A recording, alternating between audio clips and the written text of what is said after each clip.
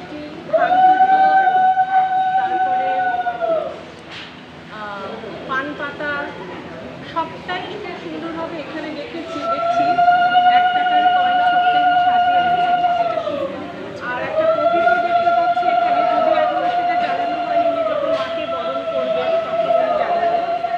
আপনাকে শুধু একটা কথা জিজ্ঞাসা করি, প্রত্যেকটা জিনিস যে আপনি সাজিয়ে এনেছেন, কেন করা হয়, কিসের জন্য করা হয়, সেটা কি আপনার কখনো মনে হয়েছে, কি জানি নাকি শুধুমাত্র জানি?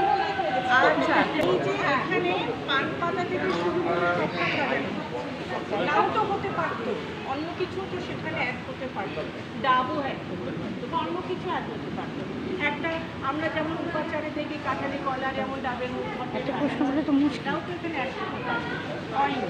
কিন্তু এগুলোই সুন্দর করে করা হয়েছে।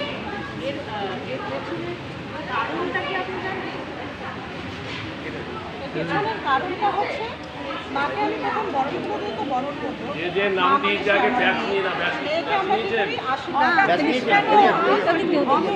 ধান আর দুর্গা হচ্ছে মানে আয়ু বৃদ্ধির প্রতীক। এই জন্য আমরা ধান আর প্রদীপটা হচ্ছে প্রজ্বলন করা হয়, হ্যাঁ, শিখা সিঁদুর করানো হয়, তারপরে মিষ্টি মুখ করানো হয়। আমরা সবসময় প্রদীপ পেলেও বাড়িতে তো মিষ্টি মুখ করাই, তার জন্য হয় মুখ শুদ্ধি, অর্থাৎ পানের পুজো রয়েছে পান আর সুপারি, সেজন্য মেয়েকে আমি মুখ শুদ্ধি করাবো, তারপরে টাকা দেবো, কয়েন দেবো করে, তারপরে আমি মাকে বলবো আবার এসো। এটা খুব সুন্দর।